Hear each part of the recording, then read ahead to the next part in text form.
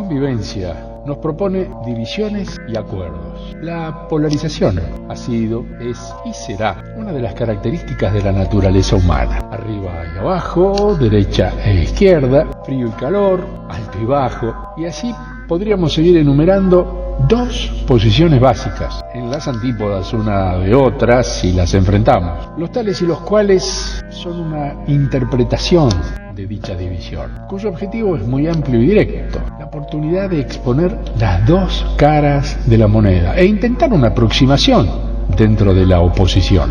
Queda claro que existe un todo cuyas facetas, básicamente, son dos, pero en algún punto deberían coincidir. En matemáticas, la utilización del teorema propone soluciones prácticas. ¿Y por qué un teorema? Porque es lo más apropiado al momento de intentar un análisis profundo y llegar a una conclusión válida, viniendo de una probable hipótesis y elaborando una estudiada tesis, mostrarlo e intentar razonarlo. Es el objetivo final. Juntos esperamos lograrlo. Bienvenidos a Teorema de Tales y Cuales. Teorema de Tales y Cuales.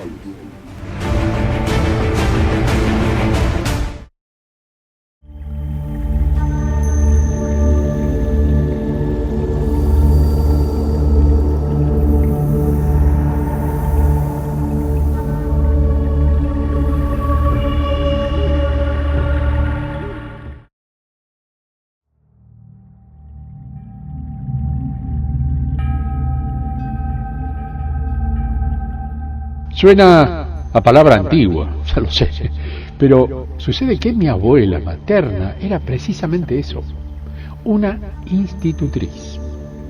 Supo llegar a la Argentina a principios del siglo XX, acompañando a una familia polaca que poseía una razonable fortuna. Si nos remontamos a esa época y mucho más atrás aún en el tiempo, podremos observar un fenómeno bastante común. Los niños eran educados en sus propias casas y para ello se contaba con personal especializado en las diferentes ramas del saber que se trasladaban a estancias o mansiones ciudadanas para cumplimentar con el rito de educar. Una circunstancia lógica si tenemos en cuenta la composición social de esas épocas.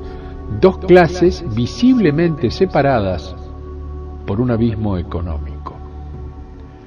Considerando su posición, la clase alta no veía con agrado que sus niños se mezclaran con la plebe y el populacho, situación que obligaba a tomar medidas de índole radical. La educación en casa, sin ir más lejos. De ese trato privilegiado surgieron la mayoría de los dirigentes sociales de este y casi todos los países del mundo. El hecho de contar con la primacía docente y la privacidad en el trato ofrecía inmejorables condiciones para que los niños progresaran más rápida y eficientemente respecto del común que concurría a las incipientes escuelas.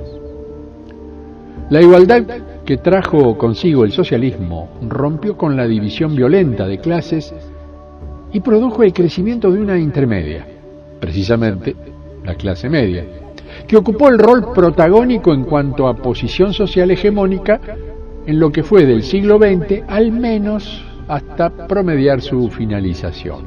Porque lo cierto es que hoy día la clase media ya no lo es tanto. Se está volviendo a la vieja fórmula de clases, una alta de amplios poderes y una baja dependiente absolutamente de la anterior. Pero, ¿qué sucede con aquellos que no pertenecemos de forma absoluta a ninguna de ambas? ¿Quedamos fuera del mundo? Bueno, parecería que sí.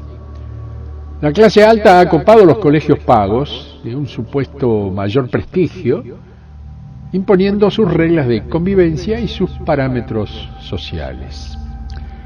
Los colegios estatales, subsidiados por un impuesto que cada vez cuenta con menos tributantes, han quedado raleados de un sistema educativo cada vez más exclusivista y limitativo. Vuelvo a la pregunta, ¿Qué sucede con los que no estamos incluidos en ninguna de las dos opciones? Pues sencillamente creamos una tercera. Y esa tercera no es otra que la escuela en casa.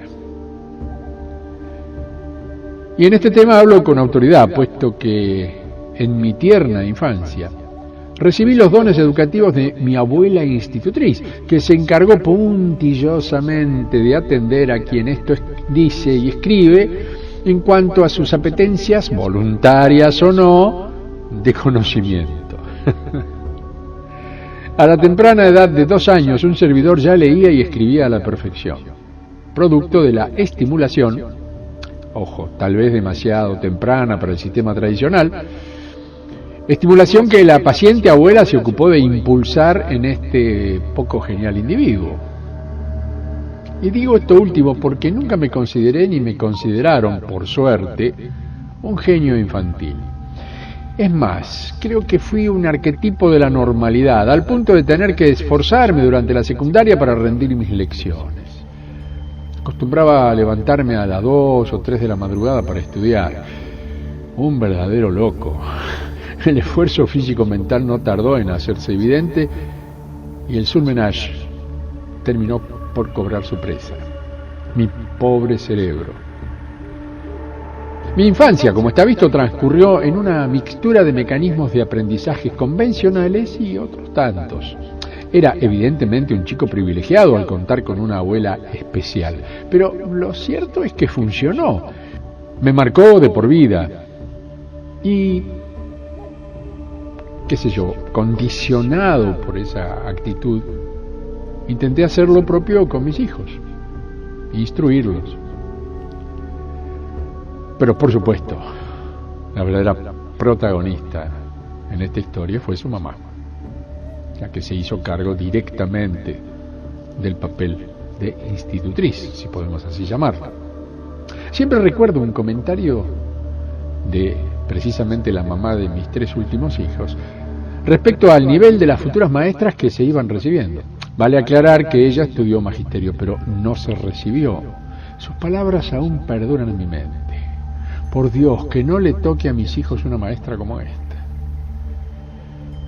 Un dato a tener en cuenta al momento de tomar decisiones. Naturalmente no podemos medir a todo un plantel docente con la misma vara, pero las pruebas que demuestran el bajo nivel de aprendizaje, la deserción, la violencia y otros ítems no dejan de golpear en mi cabeza. El sistema educativo está en crisis, vaya novedad. Y no solamente por el nivel de los maestros, está en crisis porque ha llegado a su límite. Considérese esta como la humilde opinión de quien ha experimentado en carne propia el despido de 2 universidades y un colegio secundario, por el solo hecho de ser diferente al común de los profesores e intentar un acercamiento con los alumnos desde el terreno de la amistad, no el de la disciplina militar. Lo cierto es que llegó el tiempo de ser protagonistas, abandonar la actitud de crítica pasiva y asumir en plenitud la responsabilidad en la búsqueda de soluciones. He aquí la clave sobre la que inscribimos nuestro pentagrama de notas que componen este proyecto sinfónico de educación: la escuela en casa. Los resultados son asombrosos, dado que los niños responden con una eficiencia notable, estimulados por sus padres y madres a conseguir metas cortas pero efectivas para su aprendizaje, constituyendo un método que, lento pero seguro, servirá como ejemplo a otros padres y madres que decidan asumir un desafío similar.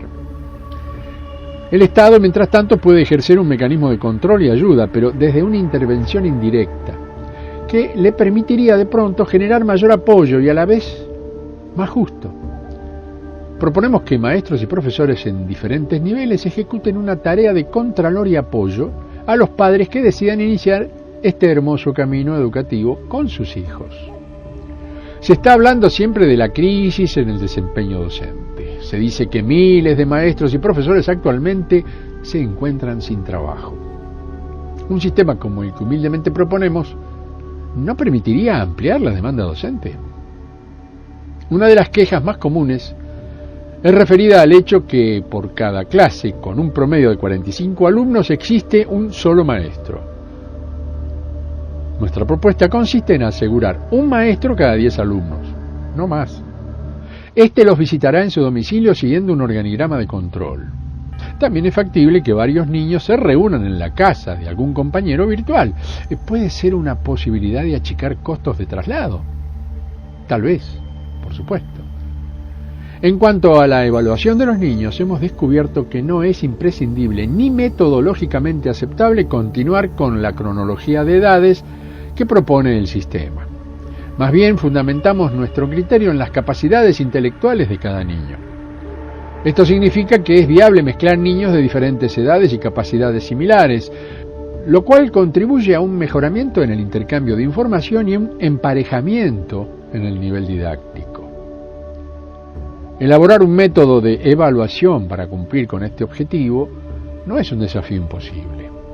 Solamente hay que pulir los criterios, siendo flexibles respecto a las reglas de juzgamiento.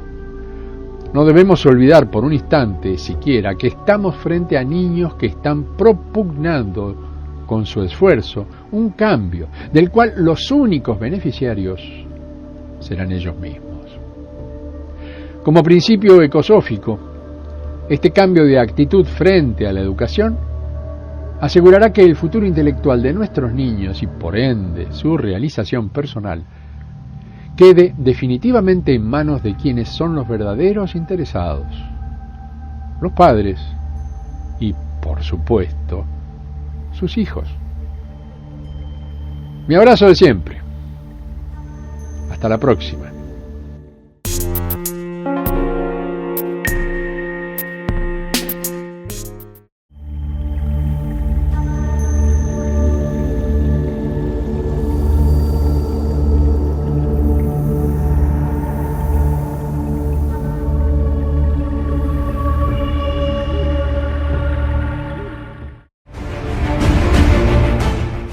Teorema de tales y cuales.